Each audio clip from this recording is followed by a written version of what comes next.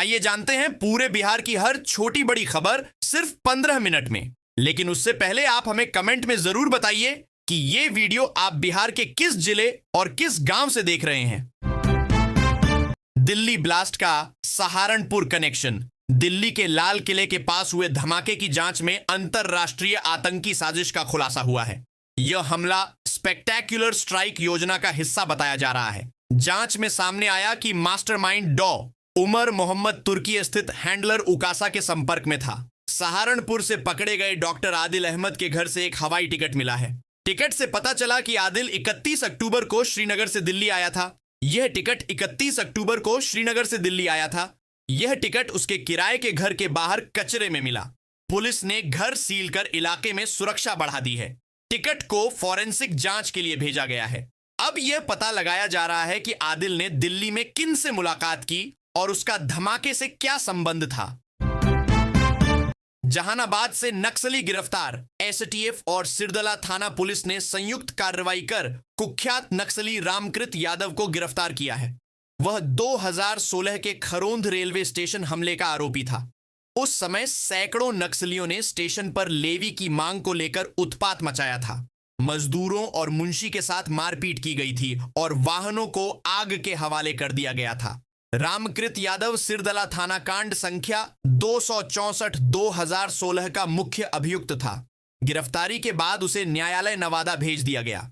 Police का कहना है कि इस गिरफ्तारी से नक्सली नेटवर्क को बड़ा झटका लगा है। उससे पूछताछ जारी है और संगठन के अन्य सक्रिय सदस्यों के बारे में जानकारी मिलने की उम्मीद है। चारा घोटाले में गवाही। चारा घोटाले से जुड़े मामले में सीबीआई के विशेष न्यायाधीश राकेश कुमार की अदालत में बुधवार को 107वें गवाह की गवाही हुई। सीबीआई ने मुख्य अनुसंधानक डी भट्टाचार्य को अदालत में पेश किया। यह मामला भागलपुर के बांका उपजिला कोषागार से पशुपालन विभाग में जाली विपत्रों के आधार पर लगभग 45 लाख रुपए की अवैध निकासी से जुड़ा है। मामले में पूर्व मुख्यमंत्री लालू प्रसाद सहित कई मंत्री, विधायक और आईएएस अधिकारी आरोपित हैं। सीबीआई ने 44 आरोपितों के खिलाफ आरोप पत्र दाखिल किया था।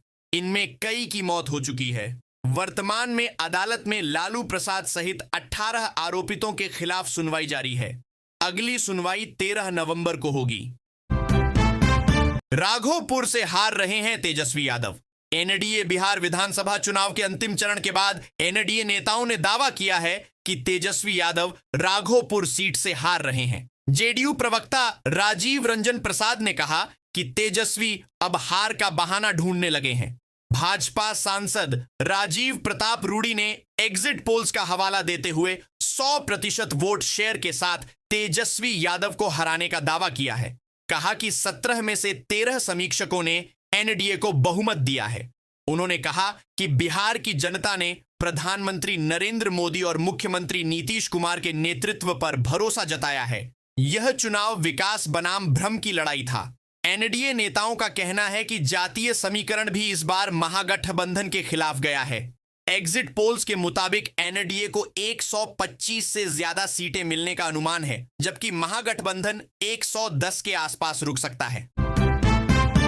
पटना में डेंगू के 21 नए मरीज, कुल संख्या 1588। राजधानी पटना में डेंगू का प्रकोप थमने का नाम नहीं ले रहा है। मंगलवार को 21 नए मरीज सामने आए, 21, जिससे कुल संक्रमितों की संख्या 1588 हो गई। बांकीपुर और पाटलिपुत्रा अंचल सबसे अधिक प्रभावित हैं। स्वास्थ्य विभाग के अनुसार पीएमसीएच में 514, एनआईएमसीएच में 307, एम्स पटना में 55 और अन्य अस्पतालों में सैकड़ों मरीज भर्ती हैं।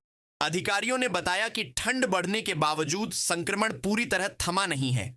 नगर निगम और स्वास्थ्य टीमों को हॉट स्पॉट इलाकों में फॉगिंग और लार्वा नष्ट करने के अभियान तेज करने के निर्देश दिए गए हैं। सिविल सर्जन डॉ अविनाश कुमार सिंह ने कहा कि मरीजों की संख्या घट रही है, लेकिन सतर्कता जरूरी है।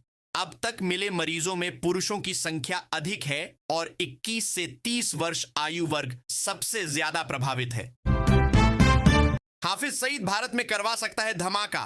5 आतंकी गुस्से। दिल्ली ब्लास्ट ऑपरेशन सिंदूर के बाद आतंकी हाफिज सईद और उसके संगठन से जुड़े आतंकियों की साजिश का खुलासा हुआ है। इंटेलिजेंस इनपुट के अनुसार बांग्लादेश और नेपाल के रास्ते 5 आतंकी भारत में घुसाए गए हैं। इनकी पहचान मोहम्मद नजीब, हसीबुल्ला सैफ, करीम अली, मोहम्मद इमामुद्दीन और जियाउल सैफ के रूप में हुई है। सुरक्षा एजेंसियों ने उनके स्केच जारी कर तलाश शुरू कर दी है। आशंका है कि आतंकियों के पास अत्याधुनिक हथियार और विस्फोटक भी हो सकते हैं। सूत्रों के मुताबिक लश्कर-ए-तैयबा और जैश-ए-मोहम्मद के प्रशिक्षण कैंप से जुड़े युवकों को नेपाल के मुस्लिम बहुल इलाकों में शिफ्ट कर भारतीय सीमा में भेजा गया। सुरक्षा एजेंसियां सीमांचल से लेकर पटना और अन्य जिलों में उनकी तलाश कर रही हैं। भागलपुर स्टेशन पर प्लेटफॉर्म और एफओबी का होगा विस्तार। भागलपुर रेलवे स्टेशन पर यात्रियों की सुविधा बढ़ाने के लिए प्लेटफॉर्म और फुटओवर ब्रिज की सीढ़ियों को चौड़ा करने का काम जल्द शुरू होगा। रेलवे सुरक्षा आयुक्त से मंजूरी मिल चुकी है। काम 2 चरणों में होगा। पहले चरण में लोहिया पुल की ओर वाले स्टेयरकेस की चौड़ाई बढ़ाई जाएगी, जो अप्रैल तक पूरा होगा। इसके बाद नाथनगर छोर वाले स्टेयरकेस का काम अगस्त तक पूरा होगा। प्लेटफॉर्म 2 और 3 को भी चौड़ा किया जाएगा। अप्रैल में सर्वे के बाद रिपोर्ट पूर्व रेलवे को भेजी गई थी।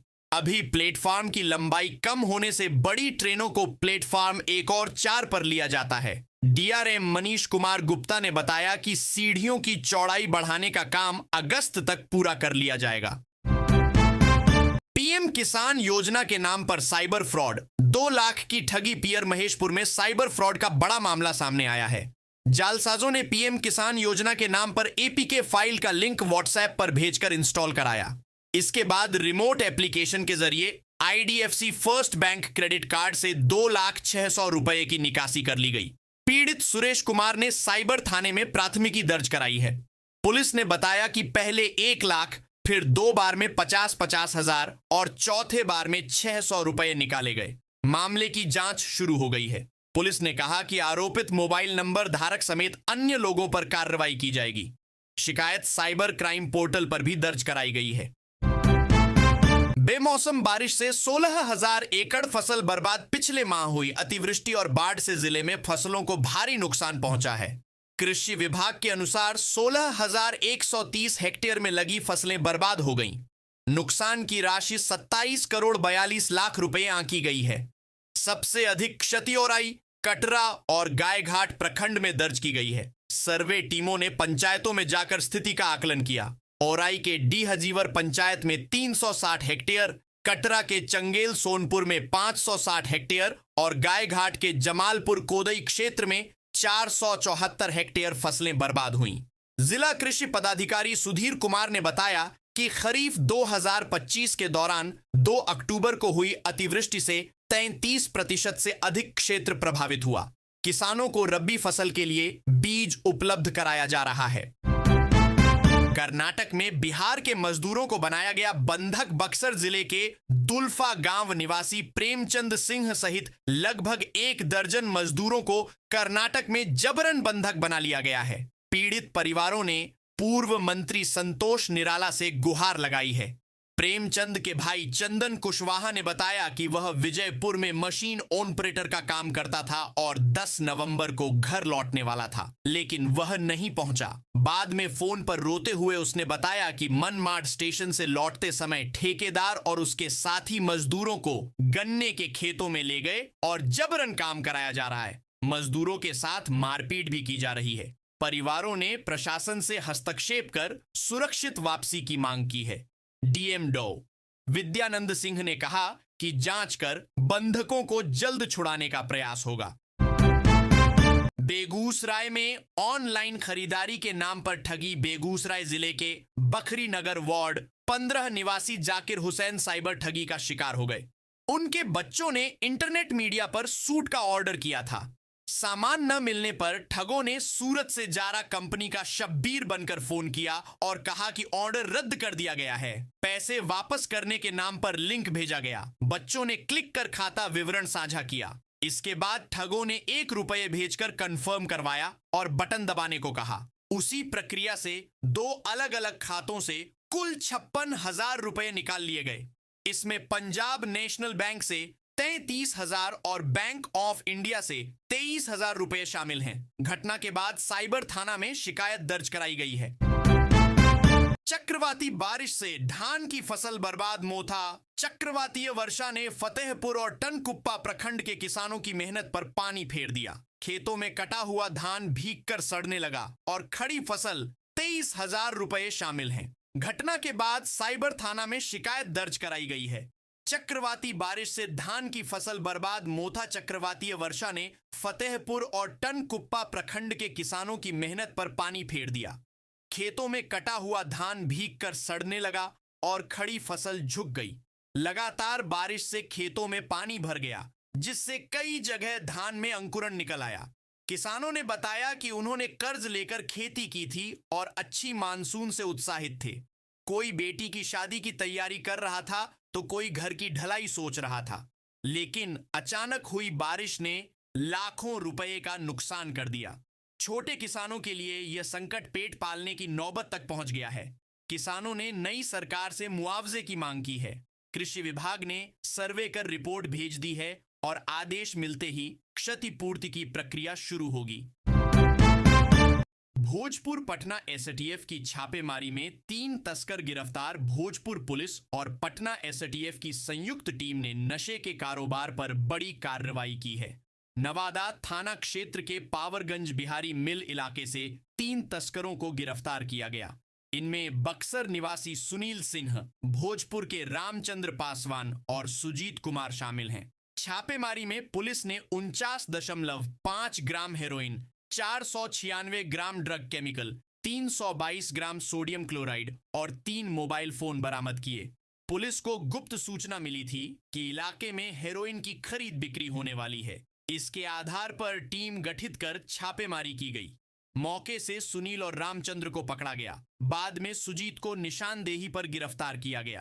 पुलिस ने बताया कि तस्कर केमिकल का इस्तेमाल कर नशे की ताकत बढ़ाते थे। आरोपितों से पूछताछ जारी है और नेटवर्क की जांच की जा रही है। दरभंगा में मदरसा सचिव पर फर्जीवाड़े का आरोप। दरभंगा जिले में एक अनुदानित मदरसा के सचिव पर गंभीर एक आरोप लगे हैं। बताया गया है कि सचिव नवनियुक्त मौलवियों से वेतन का 50% कमीशन वसूलते हैं। मदरसे के नाम पर वक्फ की गई 5 कट्ठा भूमि में से एक हिस्से पर सचिव का खलिहान चलता है। आरोप है कि जिला शिक्षा कार्यालय में बिचौलियों की धाक के कारण फर्जी निरीक्षण रिपोर्ट बनाकर सरकारी मान्यता प्राप्त कर ली गई। मौलवी वेतन से हिस्सा देकर अपने घरों पर दुकानें चला रहे हैं। मामला लोक शिकायत निवारण पदाधिकारी के संज्ञान में आया है। उन्होंने डीईओ को जांच का आदेश दिया है, लेकिन डीईओ पर भी दबाव बनाया जा रहा है। प्रतिवाद में कहा गया है कि भूमि के दोनों हिस्सों में 4 किलोमीटर का अंतर है, जो नियमानुसार अमान्य है। गोपालगंज में मतगणना की तैयारियां पूरी। गोपालगंज में विधानसभा चुनाव की मतगणना शुक्रवार को थावे स्थित जिला शिक्षा एवं प्रशिक्षण संस्थान परिसर में होगी। प्रशासन ने सुरक्षा के कड़े इंतजाम किए हैं। वज्र गृह और आसपास वाहनों व पैदल आवाजाही पर रोक रहेगी। केवल पासधारी लोगों को ही प्रवेश मिलेगा। वज्र गृह की 3 स्तर पर सुरक्षा की व्यवस्था की गई है और 24 घंटे निगरानी रखी जा रही है। प्रत्याशियों के गणना एजेंट को मतगणना शुरू होने से 1 घंटे पूर्व प्रवेश दिया जाएगा। गणना स्थल पर मीडिया सेंटर बनाया गया है, जहां टीवी, टेलीफोन और इंटरनेट की सुविधा उपलब्ध कराई गई है। प्रत्येक टेबल पर गणना सुपरवाइजर और माइक्रो ऑब्जर्वर तैनात रहेंगे। रिजर्व में भी अतिरिक्त कर्मियों को रखा गया है। जिलाधिकारी पवन कुमार सिन्हा ने कहा कि मतगणना शांतिपूर्ण और पारदर्शी माहौल में कराई जाएगी। सीमांचल की सीटों पर आज होगा फैसला। सीमांचल की मुस्लिम बहुल 11 सीटों पर असदुद्दीन ओवैसी की पार्टी एआईएमआईएम के प्रदर्शन का फैसला आज होगा। पार्टी ने किशनगंज की 4, अररिया की 2, कटिहार की 2 और पूर्णिया की 3 सीटों पर चुनाव लड़ा है। प्रचार के दौरान ओवैसी ने मुस्लिम समुदाय को एकजुट कर मुख्यमंत्री बनाने का सपना दिखाया और सीमांचल की तरक्की को मुद्दा बनाया। बहादुरगंज और कोचाधामन में उनकी सभाओं में राजद और कांग्रेस पर तीखे हमले हुए। पार्टी प्रत्याशी जीत के दावे कर रहे हैं, लेकिन मुस्लिम वोटरों की गोलबंदी कितनी सफल रही, इसका नतीजा आज सामने आएगा। 2020 में सीमांचल में ओवैसी की पार्टी को 5 सीटें मिली थीं, जिनमें से 4 विधायक बाद में राजद में शामिल हो गए थे। इस बार 25 सीटों पर उम्मीदवार मैदान में थे। प्रियंका गांधी का पीएम मोदी पर हमला। कांग्रेस महासचिव प्रियंका गांधी ने बरारी और कदवा विधानसभा में चुनावी सभा कर प्रधानमंत्री नरेंद्र मोदी पर तीखा हमला बोला। उन्होंने कहा कि पीएम ने कट्टा वाले बयान से पद की गरिमा गिराई है। प्रियंका ने आरोप लगाया कि एनडीए सरकार महिला मतदाताओं को 10,000 रुपए देकर रिश्वत देने की कोशिश कर रही है। उन्होंने कहा कि मोदी जी ने धर्म को राजनीति बना दिया और समाज को बांट दिया। प्रियंका ने कांग्रेस की उपलब्धियों का जिक्र करते हुए कहा कि आईआईएम, आईआईटी और एम्स कांग्रेस ने बनाए, जबकि आज शिक्षा व्यवस्था ठप है और पेपर लीक हो रहे हैं। उन्होंने कहा कि पिछड़ी जाति और महादलित महिलाओं पर अपराध बढ़े हैं। किसानों का कर्ज माफ नहीं हुआ, लेकिन उद्योगपतियों का कर्ज माफ कर दिया गया। किसानों को मटर, मसूर, सरसों और गेहूं बीज पर अनुदान। कृषि विभाग ने दलहन और तेलहन उत्पादन बढ़ाने के लिए किसानों को अनुदानित दर पर बीज उपलब्ध कराने की योजना शुरू की है। फिलहाल मटर, मसूर, सरसों, स्वीट कॉर्न और बेबी कॉर्न के बीज दिए जा रहे हैं। प्रखंड कृषि पदाधिकारी अंशुली प्रिया ने बताया कि जल्द ही गेहूं बीज भी अनुदानित दर पर मिलेगा, जिससे रब्बी सीजन की तैयारी आसान होगी। किसानों को बीआरबीएन पोर्टल पर ऑनलाइन पंजीकरण कराना अनिवार्य है।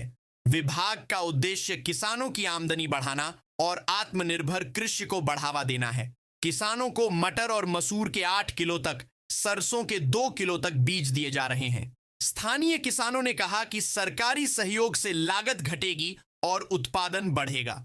विभाग ने किसानों से समय पर पंजीकरण कर योजना का लाभ उठाने की अपील की है। पवन सिंह की पत्नी ज्योति सिंह पर एफआईआर। भोजपुरी अभिनेता पवन सिंह की पत्नी और काराकाट विधानसभा से निर्दलीय प्रत्याशी ज्योति सिंह पर आचार संहिता उल्लंघन का मामला दर्ज हुआ है।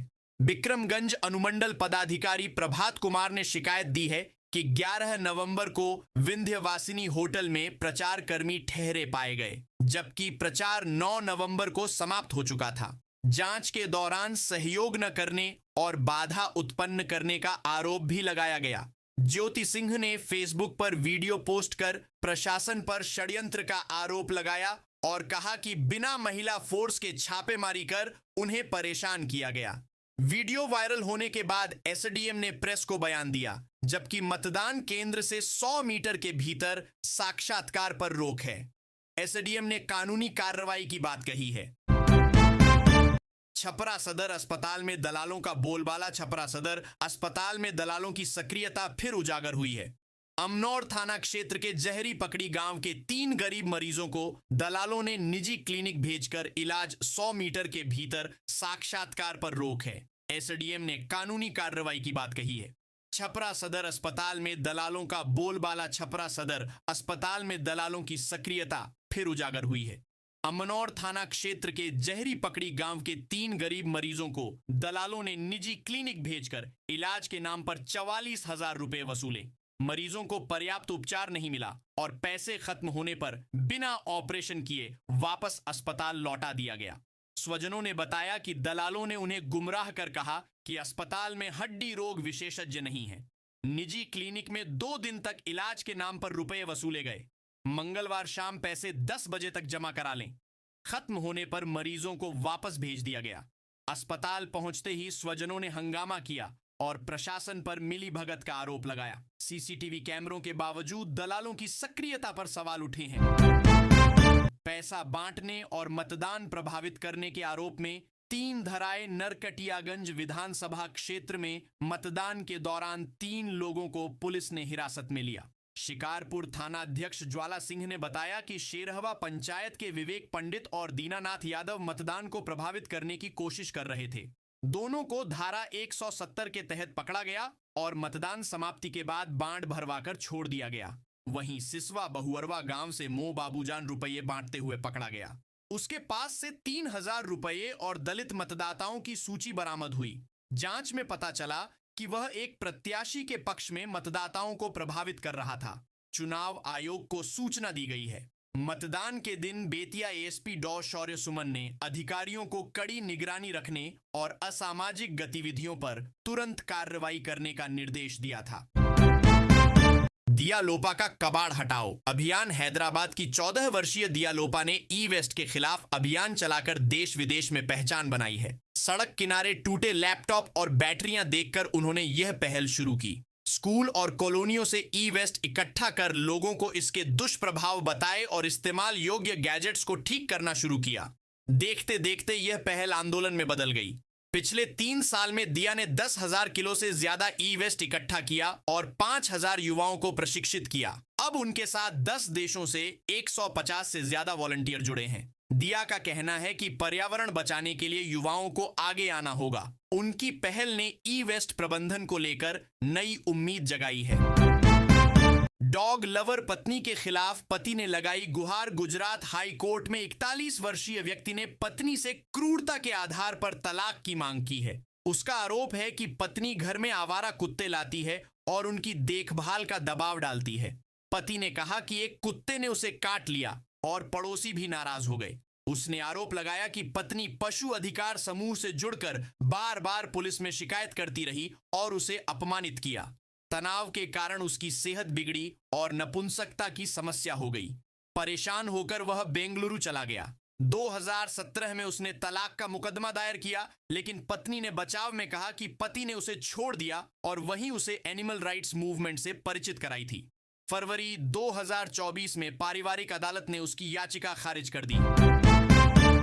मुंबई कोर्ट क्लर्क रिश्वत लेते गिरफ्तार। जज वांछित आरोपी मुंबई के मजगांव सिविल सेशन कोर्ट के क्लर्क चंद्रकांत वासुदेव को एंटी करप्शन ब्यूरो ने 15 लाख रुपए रिश्वत लेते गिरफ्तार किया। यह रिश्वत अतिरिक्त सत्र न्यायाधीश एजाजुद्दीन सलाउद्दीन काजी की ओर से भूमि विवाद मामले में अनुकूल फैसला दिलाने के लिए ली जा रही थी। एसीबी ने बताया कि शुरुआत में शिकायतकर्ता से 25 लाख रुपए की मांग की गई थी, जिसमें 10 लाख क्लर्क और 15 लाख जज के लिए थे। बाद में रकम घटाकर 15 लाख कर दी गई। यह मामला बॉम्बे हाई कोर्ट से ट्रांसफर होकर मजगांव कोर्ट में आया था। अधिकारियों ने कहा कि हाल के वर्षों में पहली बार किसी अतिरिक्त सत्र न्यायाधीश पर भ्रष्टाचार निवारण अधिनियम के तहत मामला दर्ज हुआ है। पटना हाजीपुर की जहरीली हवा। ठंड बढ़ने के साथ ही बिहार की हवा प्रदूषित हो रही है। बुधवार को पटना का औसत वायु गुणवत्ता सूचकांक 164 दर्ज किया गया, जबकि मंगलवार को यह 196 था। राजधानी में सबसे प्रदूषित हवा समनपुरा की रही, जहां AQI 225 दर्ज हुआ। प्रदेश में सबसे जहरीली हवा हाजीपुर की रही, जहां AQI 187 रहा। वहीं आरा की हवा सबसे स्वच्छ रही, जहां AQI 49 दर्ज किया गया। विशेषज्ञों का कहना है कि सर्दी में हवा भारी हो जाती है और प्रदूषक तत्व हवा में फंसे रहते हैं। नमी कम होने से प्रदूषक कण हवा में तैरते रहते हैं। धुंध और कोहरे के कारण प्रदूषण का स्तर और बढ़ जाता है। राजधानी में निर्माण कार्य और सड़कों की सफाई न होने से धूल की परत प्रदूषण का बड़ा कारण बनी है।